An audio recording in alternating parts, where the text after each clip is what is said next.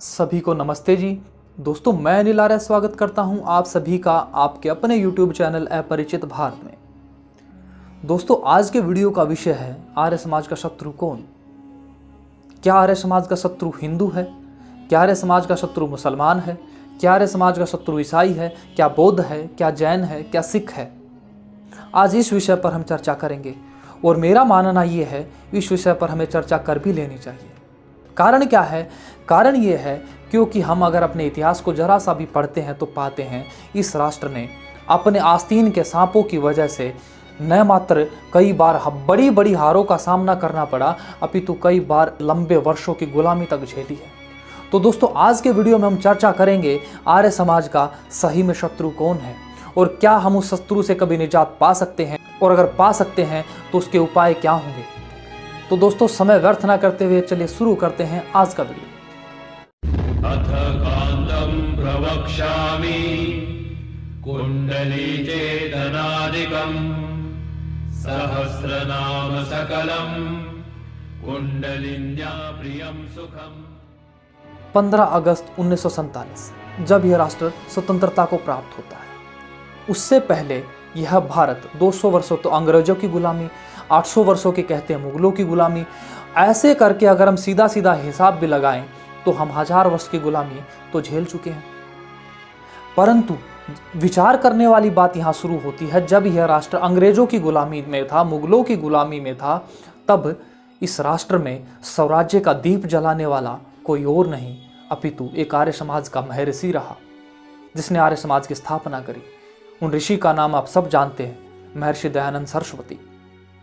और अंग्रेजों का भी मानना यही है, जब यह राष्ट्र गुलाम था और इस राष्ट्र के लिए बलिदान होने की बात आई तो 85% लोग वही लोग थे जो आर्य समाजी थे या आर्य समाज की विचारधारा से प्रभावित थे। पर समय के साथ साथ यह राष्ट्र स्वतंत्रता को तो प्राप्त हो जाता है, परंतु अपने उस आर्य समाज या आर्य समाज की विचारधारा को बढ़ा नहीं पाता है। और आज के परिवेश में परिस्थितियां ऐसी हो गई हैं कि किसी भी आर्य समाज में जाओ तो चंद मुट्ठी भर लोग जो अपने बुढ़ापे को प्राप्त हो चुके हैं, वो लोग अब एक प्रतिदिन यज्ञादि कर कर अपने आर्य समाज के बढ़ाने के सपने देखते रहते हैं। क्या इस रूप से आर्य समाज बढ़ेगा? निश्चित तौर पर मैं नहीं मानता कि ऐसे आर्य समाज बढ़ सकता है। कारण क्या है?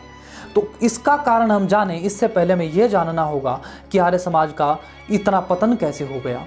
ऐसा क्या हुआ जिस राष्ट्र को स्वतंत्रता दिलाने के लिए 85% वर्ग एक आर्य समाज या आर्य विचारधारा से प्रभावित रहा, उस राष्ट्र में अब आर्यों की संख्या मुट्ठी भर से भी कम हो गई है। दोस्तों, हमें इस पे विचार करना चाहिए और इसी विचार के लिए आज मैं उपस्थित हुआ हूँ। बहुत सारे मेरे दोस्त, मेरे अपने लोग मेरे इस वीडियो को देखकर कहेंगे, अनिल भाई आपको ये वीडियो नहीं बनाना चाहिए क्योंकि आप अपने ही लोगों की बुराई कर रहे हो। तो उन मैं मेरे दोस्तों से कहना चाहता हूँ, मुझे क्षमा करना, क्योंकि मेरे आचार्यों ने जो मुझे विद्या दी है, मुझे जो सिद्धांत सिखाए हैं, उनसे मैंने यही समझा है, चाहे अविद्या मेरे अंदर हो चाहे मेरे अपने लोगों में हो, मुझे उसको दूर करना ही होगा। और जब यह आर्य समाज तिल तिल करके मर रहा था, उस समय बहुत सारे विद्वानों का उदय होता है और उन्हीं में से उदय होता है स्वामी रामदेव का। मुझे बड़ी प्रसन्नता हुई जब मैंने उनको पढ़ना शुरू किया, जब मैंने उनको समझना शुरू किया। आखिर एक व्यक्ति तो ऐसा आया जो निश्चित तौर पर इस आर्य समाज को बढ़ाएगा, जो सामर्थ्यवान है, जो योग्यता रखता है। और सारे समाज में ऐसा माहौल बनता चला गया कि निश्चित तौर पर यह राष्ट्र एक बार पुनः आर्यवर्त बनेगा, क्योंकि उन्होंने ऐसे ऐसे प्रकल्प समाज के सामने रखना प्रारंभ किया जो निश्चित तौर पर लगता था कि यह समाज, आर्य समाज निश्चित तौर पर बनेगा और यह राष्ट्र भी विश्वगुरु बनेगा। परंतु दुर्भाग्य, मैं कभी गुरुकुल नहीं पढ़ा, स्वामी रामदेव गुरुकुल पढ़े, और स्वामी रामदेव गुरुकुल के पढ़े होने के बावजूद और आर्यों के अग्रणीय सदस्य होने के बावजूद अपने आप को संत कहने वाले, अपने आप को योगी कहने वाले ऐसे व्यक्ति के द्वारा ऐसे ऐसे कुकृत्य होने शुरू हुए, तो यह आर्य समाज छिन्न भिन्न होना ही था। अब जानना चाहते हैं क्या? मैं पहले भी एक वीडियो बना चुका हूं जिसमें बहुत सारे लोगों का मानना था कि अनिल भाई आपको ये वीडियो नहीं बनाना चाहिए। एक आर्य जो जानता है नैत से प्रतिमा अस्ति, इस सिद्धांत को, इस वेद के मंत्र को जानता है कि ईश्वर का कभी कोई रंग रूप नहीं हो सकता है, वह उसकी प्रतिमा नहीं हो सकती है। परंतु दुर्भाग्य, इस आर्य समाज को सबसे ज़्यादा बढ़ाने के लिए जो आगे बढ़े थे जो व्यक्ति, अर्थात बाबा रामदेव, स्वयं शिवलिंग पर दूध चढ़ाते नजर आते हैं। और ये एक दो बार नहीं हुआ, पीछे भी एक वीडियो मैंने बनाया था और अब फिर से मैं वही चीज़ देख रहा हूँ और मुझे बड़ी पीड़ा होती है।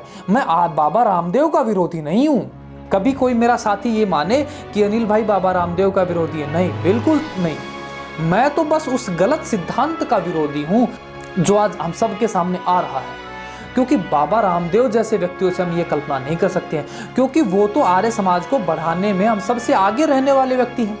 पर ऐसा क्या हो गया? और दुर्भाग्य देखो, आज इतना सब होने के बावजूद भी हमारे हाथ से आर्य समाज चले गए, आर्य समाज से गुरुकुल चले गए, आर्य समाज के न जाने कितने ही स्कूल कॉन्वेंट स्कूल बन गए।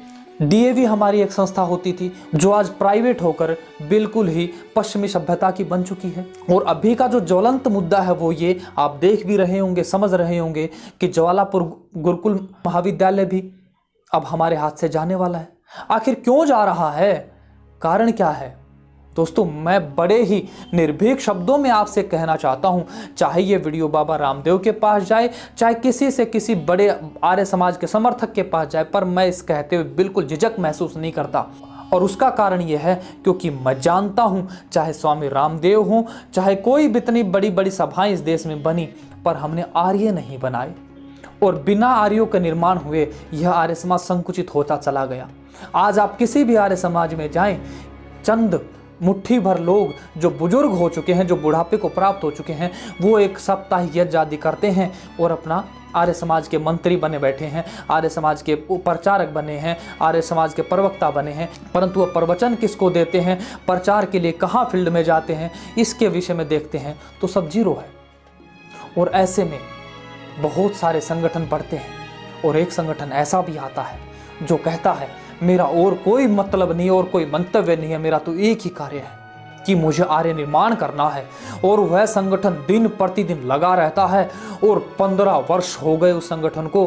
उसने इस राष्ट्र में आर्यों की ऐसी फौज तैयार कर दी है जिसको देखकर, जिसको समझकर मुझे भी और आप सभी को प्रसन्नता निश्चित तौर पर होती होगी। चाहे वो आर्य समाज का कोई पुराना व्यक्ति रहा हो, चाहे वो आज ही सिद्धांतों को जानकर दोबारा से आर्य पद्धति की तरफ जीना जिसने शुरू किया हो।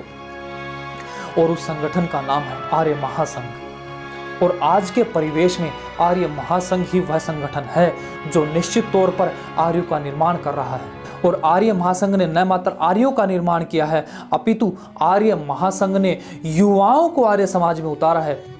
आज आप देखेंगे, आप सारे उत्तरी भारत में आर्य समाजों का दौरा कीजिए, आप पाएंगे अधिकतम आर्य समाजों में युवाओं का जमघट लगता जा रहा है। और वह सभी युवा सभी किसी गुरुकुल से नहीं पढ़े हैं, क्योंकि मैं जानता हूं, मैं स्वयं गुरुकुल से नहीं पढ़ा हूं, परंतु फिर भी वह सामान्य सिद्धांतों को जानकर आर्य बन रहे हैं और निरंतर अपनी विद्या बढ़ा रहे हैं। और वही युवक आज फील्ड में जाते हैं, वही युवक आज हमारे गुरुकुल जो ज्वालापुर गुरुकुल संकट में है उसके लिए संघर्ष कर रहे हैं।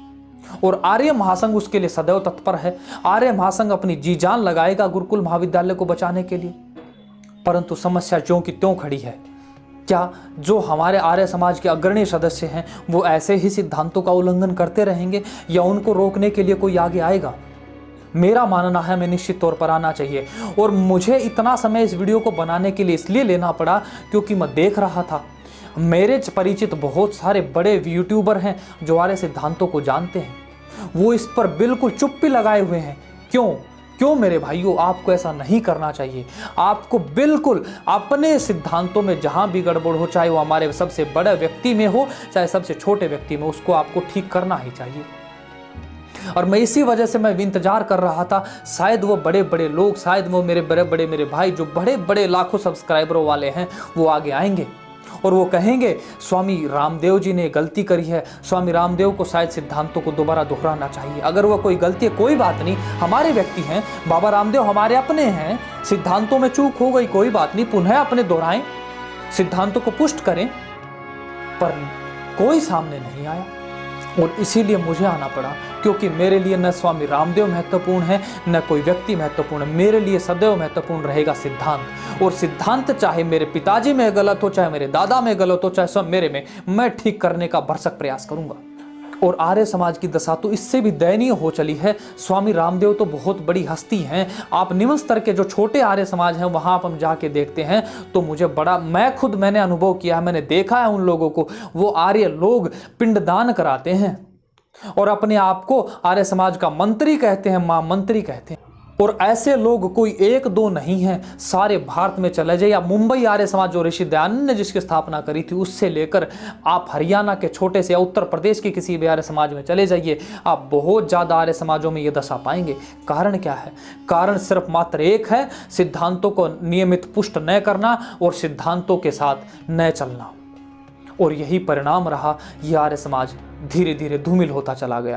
परंतु आप सभी के बीच में बड़े हर्ष के साथ कह सकता हूं कि आज हमारे बीच आर्य महासंघ है।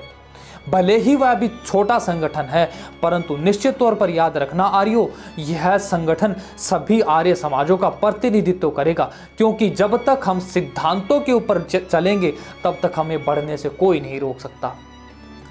तो मैं इस वीडियो के माध्यम से स्वामी रामदेव से व अन्य आर्य समाज के विद्वानों से कहना चाहता हूं, हे मेरे अपने लोगों, मेरे बुजुर्गों, मेरे पूर्वजों, आप सभी के सिद्धांतों में जो कमियां आई हैं आप उसको दुरुस्त कीजिए, क्योंकि आप हमारे सबके प्रेरणा स्रोत हैं। अगर आप सिद्धांतों को पुष्ट नहीं करेंगे तो कौन करेगा? आपके ऊपर सबसे ज़्यादा जिम्मेवारी है, क्योंकि आपको आने वाली पीढ़ियों को भी देना है। ऐसा ना हो कि आपके सिद्धांत धूमिल होते चले जाएं और आने वाले समय में हम अपनी पीढ़ियों को आर्य समाज से जोड़ ही ना पाएं। तो इसलिए मैं आप सभी से निवेदन करता हूं, आप जिस व्यक्ति, चाहे वो बड़ा व्यक्ति हो, चाहे वो छोटा हो, चाहे किसी आर्य समाज का महाविद्वान हो, अगर उनके सिद्धांतों में आप कमी पावें तो आप विनम्रता से उनको आग्रह करें कि हे महात्मा, हे मेरे बुजुर्ग, हे मेरे पूर्वज, आप ये सिद्धांतों को गलत कह रहे हैं, गलत बता रहे हैं, आपको इनको ठीक करना ही चाहिए। और इतना करने के बाद ही हमारे समाज को बढ़ा पाएंगे। और आर्य समाज को न मात्र बढ़ा पाएंगे, आर्य समाज के जो आस्तीन के सांप बन बैठे हैं, या तो हम उनको निकाल पाएंगे या उनको दोबारा से ठीक कर पाएंगे।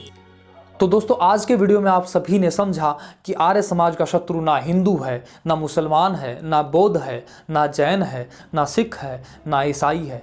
आर्य समाज का शत्रु तो स्वयं आर्य है, जो अपने सिद्धांतों को दोहराता नहीं है, स्वाध्याय नहीं करता, सिद्धांतों को पुष्ट नहीं करता और स्वच्छंदी हो चला है। तो उन सभी से मैं विनम्र निवेदन करता हूं, आप सभी लोग अपने सिद्धांतों को दोबारा पुष्ट करें, अन्यथा ये युवा आर्यों का जन सैलाब आपको पुष्ट करने पर विवश करेगा। तो दोस्तों, ये था मेरा आज का वीडियो। आप सभी को मेरा वीडियो कैसा लगा कमेंट में जाकर मुझे ज़रूर बताइए। और अगर आप सभी को मेरा वीडियो अच्छा लगा, मेरे विचार से आप सहमत हैं, तो वीडियो को लाइक कीजिए, शेयर कीजिए। और आज के वीडियो के लिए बस इतना ही। अब मैं लौटूंगा एक बार फिर से आप सभी के बीच ऐसे ही एक और नए वीडियो के साथ। तब तक आप सभी लोग अपना बहुत सारा ख्याल रखें। बहुत बहुत धन्यवाद, बहुत बहुत आभार। सभी को नमस्ते जी।